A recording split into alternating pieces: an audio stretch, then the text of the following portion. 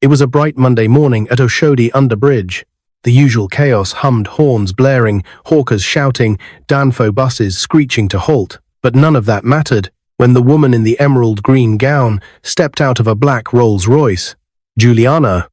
People paused mid-stride. Conversations died. Even beggars stopped rattling their tins. Her heels clicked against the pavement as she walked slowly, gracefully, toward a man hunched beside a pile of refuse.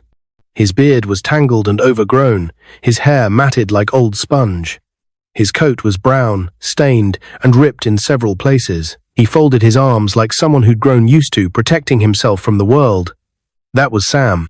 Without a word, Juliana went down on her knees on the dirty floor before the homeless man. Gasps filled the air. Phones went up. Wait, wedding day happen?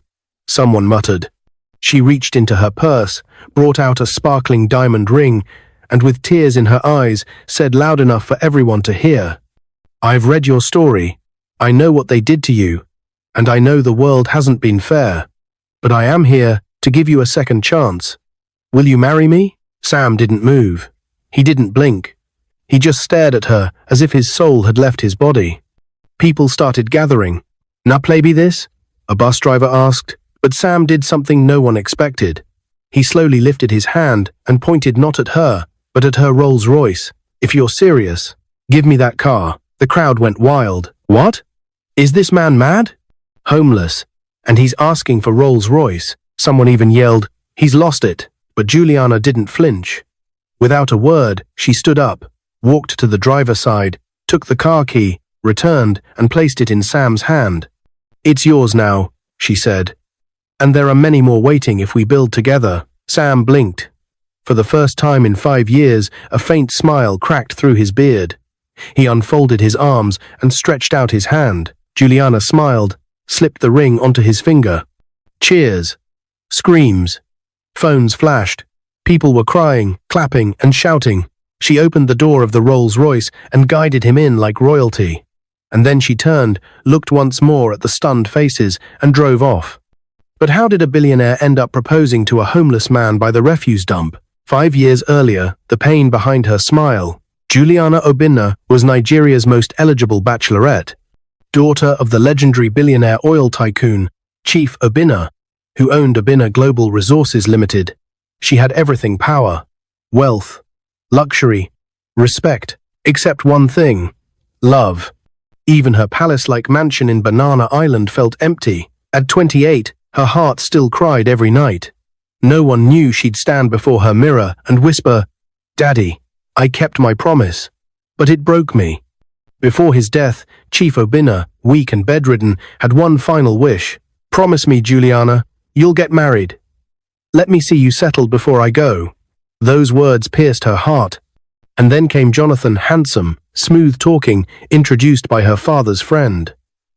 Something about him felt wrong, too shiny, too perfect. But she ignored it. For her father, the wedding was quiet, painful, and unforgettable. A small ceremony held in their grand sitting room. Her father, pale and on a drip, lay smiling weakly on the bed as a pastor joined them in marriage. Juliana and Jonathan held hands over her father's own. Tears streamed down Chief Obinna's cheeks. He died 2 days later after holding his newborn grandson, Johnson, for the first time. 9 months of pretending everything was fine. Juliana should have known. 1 week after the burial, Jonathan vanished. Gone. Disappeared with over $1 million from the company's accounts. The investigators said he had booked a flight to Dubai. And that was the end. He never loved me, she cried one night, rocking baby Johnson in her arms. He only married me. For the money. Lonely nights, silent tears. 5 years passed. Juliana turned 33. Johnson turned 5. He was the only light in her life. Bright, curious, and gentle, just like his grandfather. But even his questions tore her apart. Mummy, when will Daddy come back? She lied at first, then cried, then started looking for answers. Not answers. Hope. That's when she read the story. A full-page feature in a popular magazine. From oil giant to Oshodi, the tragic fall of Nigeria's brightest chemical engineer, Sam, a once celebrated chemical engineer working for a top foreign oil firm, framed by jealous colleagues, accused of sabotage, thrown into prison for 4 years. By the time he came out, everything was gone. His wife Juliet? Gone. Vanished with their daughters, cleared his accounts, sold their Lekki mansion, started a new life abroad. Sam tried. He begged. He screamed. Then he gave up. Ended up at Oshodi, surviving off scraps and memories. But Juliana saw something others didn't. A man who had been through fire and still breathing. A man who once built something big and could do it again. She thought to herself, such a man won't betray me. Not after all that pain. He deserves a second chance. Just like me. And so, she made up her mind. She wore her most expensive gown, grabbed a ring, stepped into her Rolls-Royce, and drove straight to Oshodi. Now, seated inside the Rolls-Royce, the whole world watching the viral video, Sam looked around the luxury interior in disbelief. He hadn't said yes because he wanted a car. He wanted to be sure, to know if she truly meant it. Why me? He asked, voice cracking. Because I see the same pain in your eyes that I've lived with for years, Juliana replied. Because I want someone who knows what it means to lose everything and still love. Sam looked at the car key, then at her eyes, then whispered, okay, I'll marry you.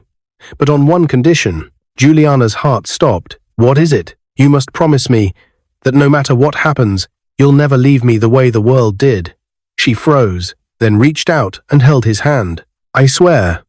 And with that, their story began. But what came next would shake everything, even her billion-dollar empire. A week after the shocking proposal under Oshodi Bridge, headlines still blazed across every major blog and news outlet in Nigeria. Billionaire heiress proposes to homeless man. He asked for her Rolls-Royce. Juliana Obinna gives homeless man a second chance. True love or madness? But Juliana didn't care. She wasn't chasing headlines. She was chasing healing for both herself and Sam. A night in Victoria Island. That very day, Juliana took Sam straight to one of the most luxurious hotels in Victoria Island, the Monarch Suites. When the valet opened the door and Sam stepped out, the staff hesitated, a homeless man. But one look from Juliana was enough. They bowed. Inside the royal suite, Sam stood frozen, his shoes still muddy, coat torn at the sleeves. He stared at the golden chandelier, the marble floors, and the king-size bed with trembling lips. This can't be for me, he whispered. Juliana gently placed her hand on his chest. It is, and this is only the beginning. She called in the top stylist in Lagos, a spa team, a private barber, and a doctor. And just like that, the transformation began. The man beneath the dirt. Sam sat in the steaming hot tub, eyes closed, as warm water washed away 5 years of pain, grime, and broken dreams. A skilled barber carefully trimmed his thick beard, cleaned up the edges, and revealed a strong, handsome jawline that had long been hidden. A doctor ran tests, checked his vitals, gave him vitamins, and recommended therapy. Tailors measured his frame for a custom navy blue suit, Italian shoes, and crisp white shirts. When he finally stepped out of the dressing room that evening, Juliana was speechless. Sam, once mistaken for a madman, now stood like the prince he had always been. You look like the man you were always meant to be, she said, eyes glistening. Sam turned to the mirror and didn't recognize the person staring back. I used to be someone, he muttered. You still are, Juliana whispered. And from now on, the world will see it. Back to the boardroom. Juliana didn't waste time. She called an urgent meeting with her board of directors at Obinna Global Resources Limited. Most of the board were elderly men, all skeptical, conservative, and proud. As they sat in the glass conference room, murmuring about the man from the street, the door opened and Sam walked in, tall, clean, confident, wearing a navy blue suit that fit like it was stitched by angels. Juliana followed behind him, holding a brown envelope filled with credentials. Gentlemen, she began, meet Mr. Sam Uche. He's not just my fiancé. He's also the new lead chemical engineer of this company. The room fell silent. One man cleared his throat. With all due respect, Madam Juliana, are you saying this homeless man is now going to be part of our executive team? Juliana dropped the envelope on the table. Before you say no, please look inside. You'll find his academic records, past achievements, published research, and commendations from 3 foreign oil companies before he was wrongly accused and jailed. They opened it, and their faces changed. The last man to speak now held a page in his hand. He published in the International Journal of Petroleum Chemistry. Juliana nodded. He's the one who developed the efficiency model used by Petroline in 2015. Sam finally spoke. I didn't come here to beg for sympathy. I came to build. Again, the room was quiet for a long moment. Then, one of the oldest members leaned forward and said, Well then, welcome aboard, Mr. Uche, Healing Johnson.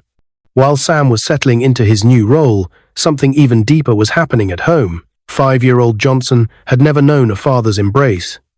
And since Jonathan vanished, he'd been filled with questions and silent heartbreak. That night, as Sam knelt beside his bed to help him wear his pajamas, Johnson looked up shyly and whispered, Are you going to leave too? Sam's heart cracked. He placed a hand on the boy's tiny chest. I will never leave you, Johnson. Not today. Not ever. For the first time, Johnson smiled fully. From that day forward, he called Sam Daddy. 1 year passed quickly. Sam had become a pillar in Juliana's company. Investors returned. Projects expanded. Innovation flowed. And love bloomed between them, real deep love. Not love based on wealth or appearances, but on scars, survival and growth. Then came the wedding. A royal event held at Eco Hotel's grand ballroom. The entire nation watched. Juliana wore a custom diamond-studded gown. Sam wore a velvet white tuxedo.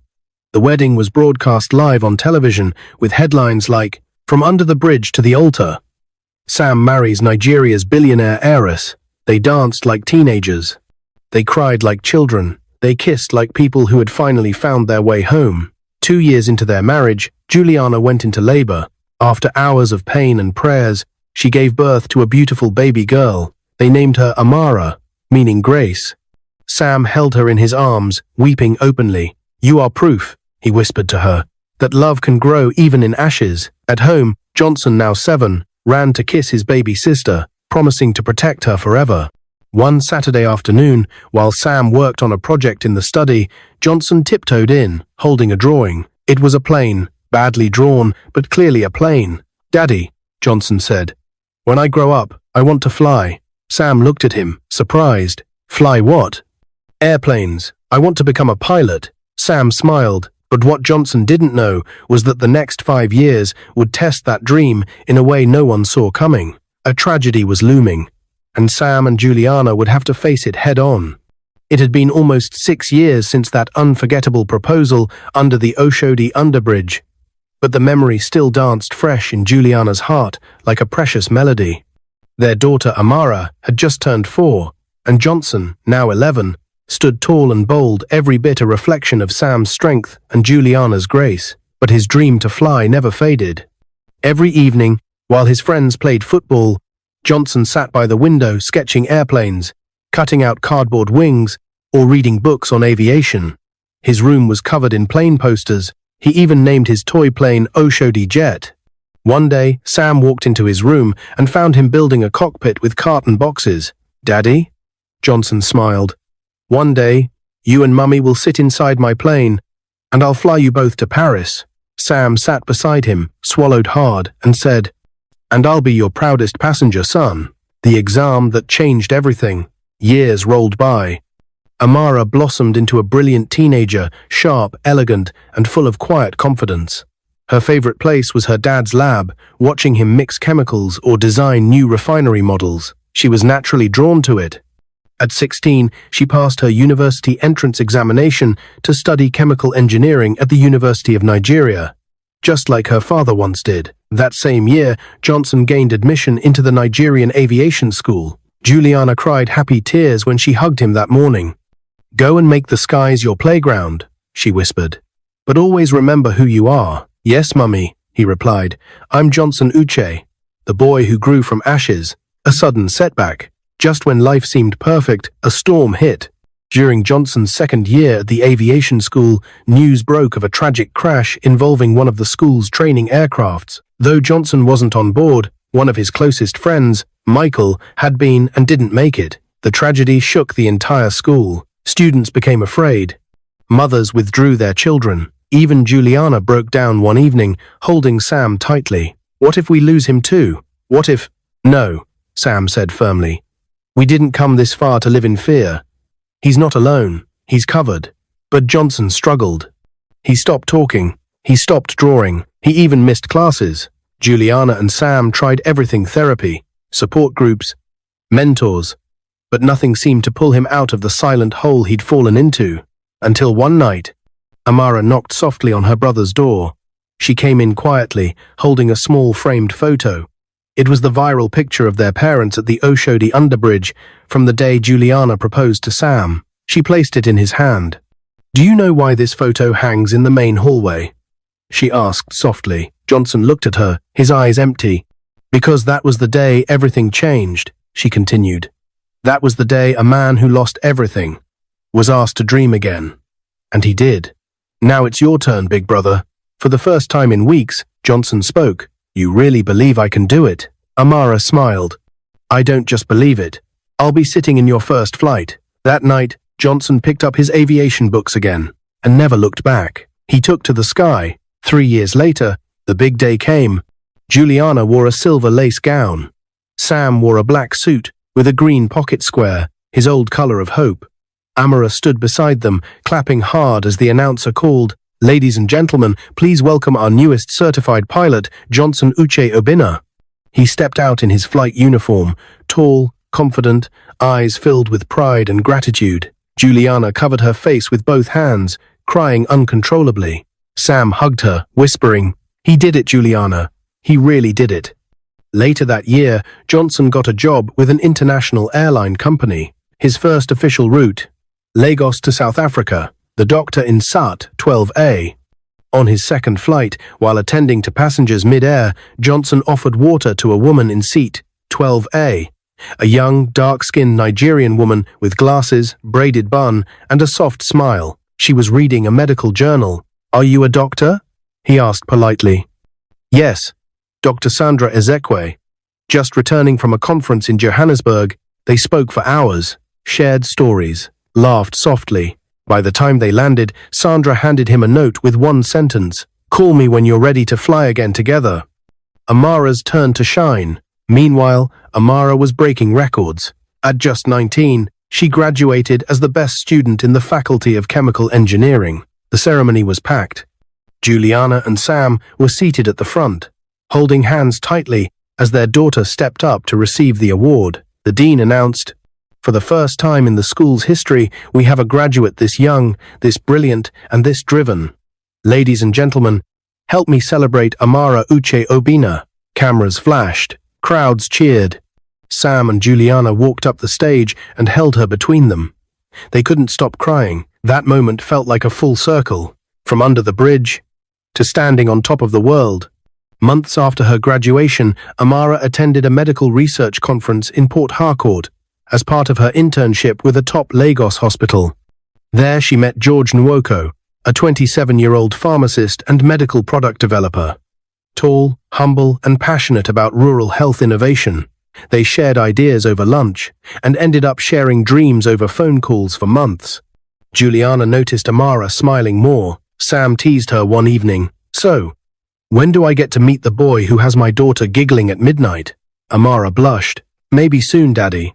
Maybe very soon." Exactly 1 year later, on a cool December morning, Juliana walked into the living room, only to find Amara and Johnson standing with envelopes in their hands. "Mum, Dad," Johnson said, "we have something to say. We want to get married," Amara added. "To Sandra and George," Johnson continued. On the same day, Amara finished. Sam and Juliana stared at them, mouths open. Juliana dropped the cup in her hand. "On the same day? Are you two serious?" They both nodded, and as tears flooded Juliana's eyes, Sam whispered, "2 children, 1 dream, 2 weddings, 1 day. But no one was prepared for what happened on the wedding day itself. Something that almost stopped everything. The wedding of the year was finally here. It wasn't just a wedding. It was 2 weddings in 1 day. Amara and George, Johnson and Sandra. The guest list overflowed with top dignitaries, celebrities, business moguls, and international media. The venue was Golden Bell Estate, an elite garden venue in Ikoyi. Every corner was laced in ivory flowers, glistening chandeliers, and gold-plated decor. There were 2 aisles, 2 stages, and 1 breathtaking vision that had the entire nation talking. Can you believe a woman who once knelt in front of a homeless man under a bridge is now walking her children down the aisle? As a queen, Juliana, radiant in a wine-colored beaded gown, held Sam's arm tightly as they stood, watching their children prepare to walk.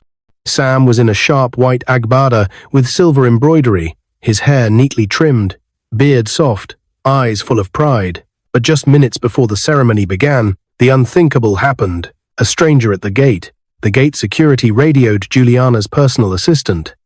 "Ma, someone is at the gate. He says he must speak to Mr. Sam, or the wedding will be ruined." Juliana, already emotional, tried to brush it off. "Tell him this isn't the time. No interruptions."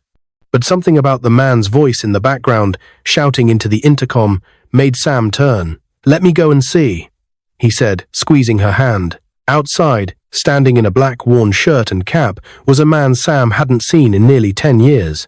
"Maxwell?" Sam muttered. Maxwell Ocon, the same colleague who had testified against Sam during the sabotage case that landed him in prison. The very man who caused his downfall.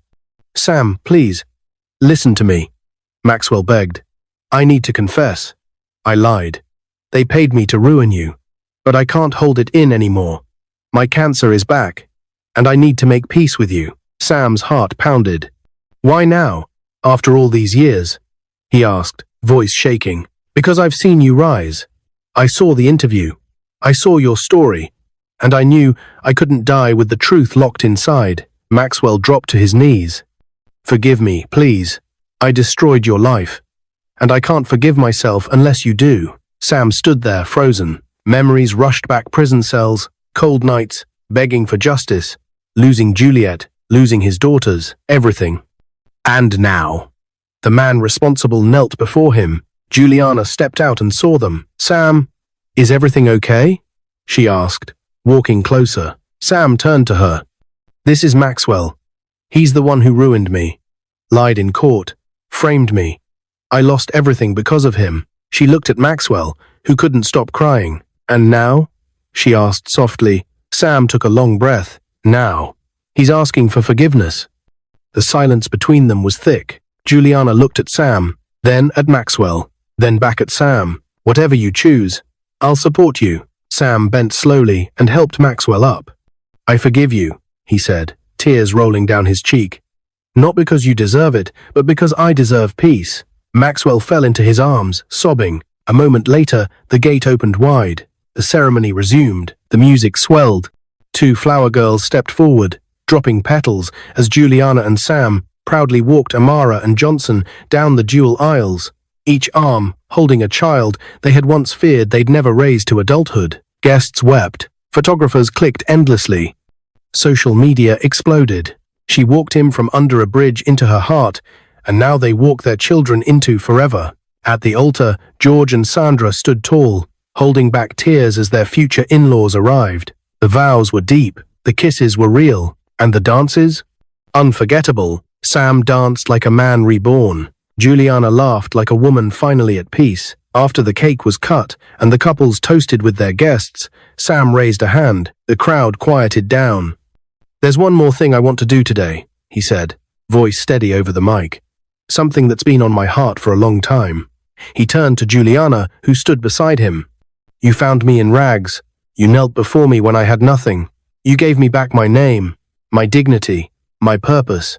I've worn this ring proudly for years. But today, I want to give you a new one." Gasps filled the air. A server brought a small velvet box.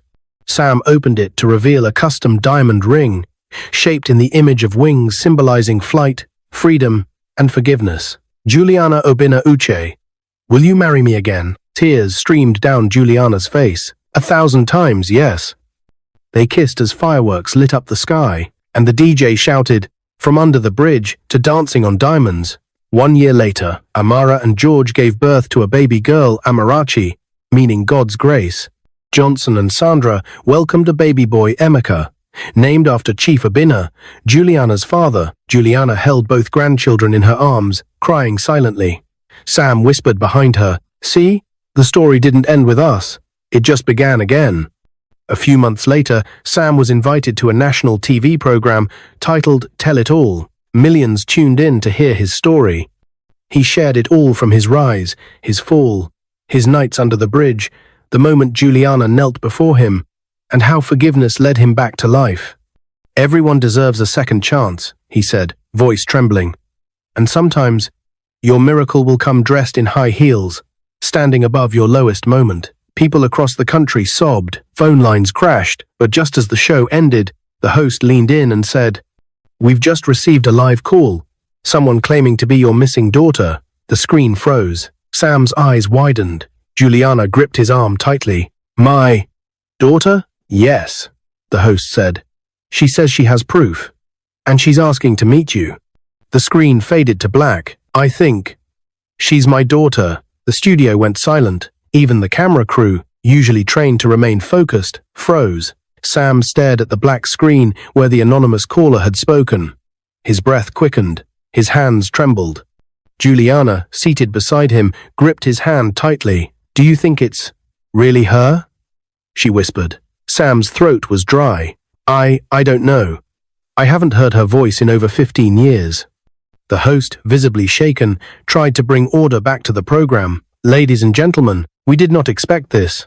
But the producers have spoken with the caller off-air, and she claims to be Grace Uche, one of the daughters Sam lost when he went to prison." The name alone made Sam's heart skip.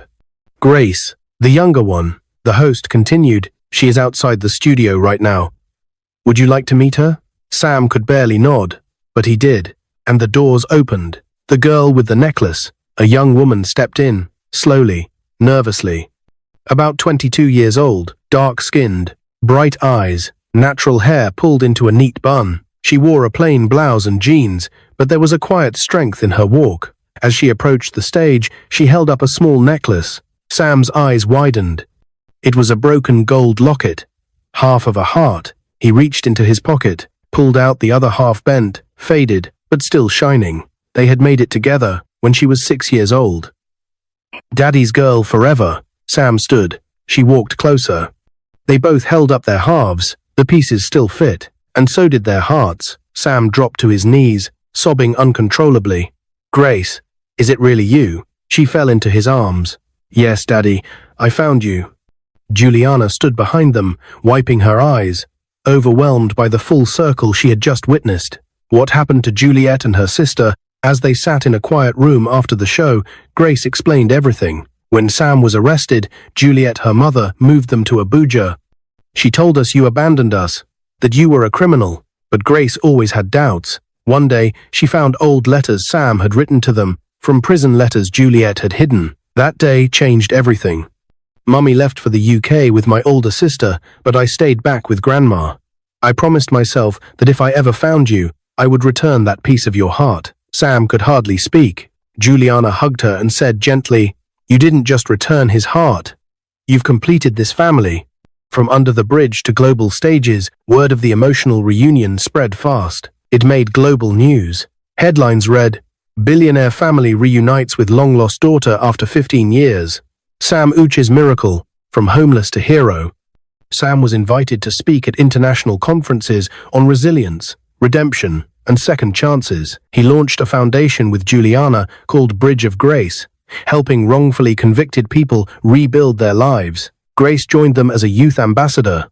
Johnson, now a lead pilot with the international airline, started a mentorship program for underprivileged kids interested in aviation.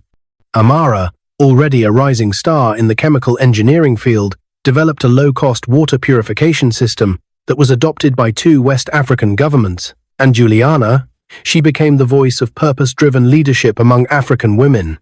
Together, the Uche family became a symbol of hope, love, and grace. One quiet night, under the stars, 1 year later, the entire family gathered in their Banana Island mansion's garden. Amarachi, the toddler, played with baby Emeka near the grass. Johnson held Sandra's hand. Amara leaned against George's shoulder. Grace laughed with Juliana over photos, and Sam sat silently under the stars. Juliana joined him, resting her head on his shoulder. "What are you thinking about?" she asked softly. He smiled. "About that day, under that bridge, when the world thought I was mad, and you knelt in front of me. Best day of my life," she whispered. Sam turned to her. "Mine too." He held her hand and pointed upward. The stars are brighter tonight, she nodded.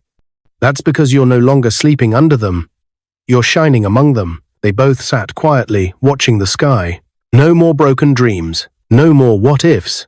Only grace. Only legacy. At a global conference in Geneva, Sam stood before thousands.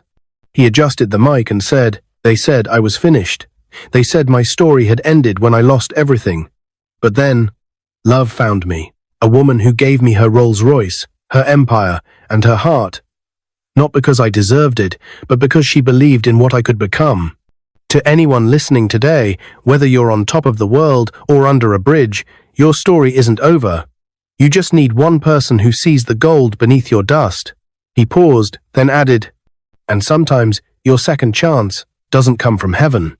It drives a Rolls-Royce and kneels beside your brokenness." The hall erupted in applause. Juliana, watching from the front row, wiped her tears. Her son was a captain. Her daughter was a changemaker. Her husband was a global voice. Her story was one the world would never forget. If you like this story, comment, share, and subscribe to our channel for more interesting stories.